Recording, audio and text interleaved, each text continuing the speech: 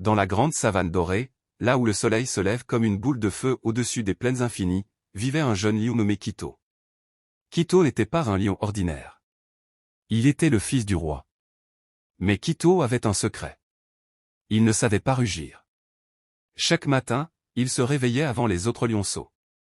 Il s'éloignait discrètement derrière un grand rocher, respirait profondément, et essayait. Il ouvrait la bouche. Il gonflait sa poitrine. Il fermait les yeux. Mais aucun son ne sortait. Juste un petit souffle ridicule emporté par le vent. Les autres lionceaux, eux, rugissaient déjà fièrement. Leur voix résonnait à travers la savane. Les zèbres levaient la tête. Les antilopes s'immobilisaient. Quito, lui, baissait les yeux. Un lion sans rugissement n'est pas un vrai lion, murmurait certains. Ces mots faisaient plus mal qu'une griffure. Un jour, alors qu'il s'isolait encore, une ombre immense s'approcha doucement de lui. C'était Moyo, le vieil éléphant sage de la savane. Sa voix était calme, profonde, rassurante. « Pourquoi te caches-tu, petit roi ?» Quito hésita. Puis il murmura. « Je ne sais pas rugir. Je ne serai jamais digne de mon père. » Moyo resta silencieux un moment. Puis il répondit. « Le rugissement impressionne. Mais le courage protège. Et c'est cela qui fait un roi. » Quito ne comprit pas vraiment, mais ses paroles restèrent dans son cœur. Quelques jours plus tard, alors que la chaleur était écrasante, un rire sinistre brisa le silence. Des hyènes. Elles avançaient en groupe, leurs yeux brillants de malice. Les animaux commencèrent à fuir. Les oiseaux s'envolèrent. Les gazelles détalèrent. Le roi lion était loin, parti défendre un autre territoire. La panique s'installait. Quito sentit ses pattes trembler. Il pouvait fuir lui aussi. Personne ne lui en voudrait. Mais alors, il aperçut quelque chose. Un petit zèbre, coincé près d'un ravin, paralysé par la peur. Les hyènes l'avaient vu. Le temps semblait ralentir. Dans la tête de Quito, deux voix se battent. Dans la tête de Quito, deux voix se battaient.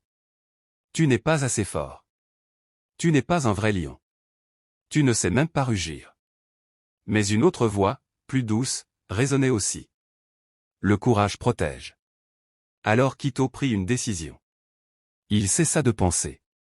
Il courut. Il se plaça entre le petit zèbre et les hyènes. Les hyènes éclatèrent de rire. Regardez. Le lion muait. Le cœur de Quito battait si fort qu'il croyait qu'il allait exploser. Il voulut rugir. Rien. Alors il fit la seule chose qu'il pouvait faire. Il avança. Un pas.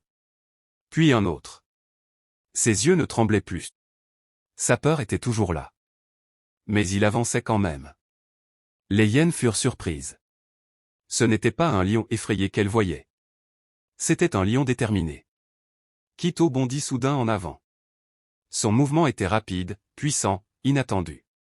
Les autres lions, voyant son courage, se joignirent à lui. Ensemble, ils chargèrent. Les hyènes reculèrent. Puis elles s'enfuirent. Le silence retomba sur la savane. Le petit zèbre était sain et sauf. Quito respirait difficilement. Ses pattes tremblaient encore, mais cette fois, ce n'était pas de peur. C'était d'émotion. Il leva la tête. Il inspira profondément. Et sans forcer. Un rugissement sortit de sa gorge. Puissant. Profond. Vibrant. Un rugissement qui traversa la plaine. Les oiseaux s'envolèrent. Les animaux levèrent la tête. Mais ce rugissement n'était pas né de la honte. Ni du besoin de prouver quelque chose. Il était né du courage. Moyo l'éléphant s'approcha doucement. Tu vois, petit roi. Le rugissement n'était pas bloqué dans ta gorge. Il était bloqué dans ta peur. Quito comprit alors quelque chose d'important. On ne devient pas courageux parce qu'on n'a pas peur. On devient courageux parce qu'on avance malgré la peur. Ce jour-là, la savane n'a pas seulement entendu un rugissement. Elle a vu naître un roi.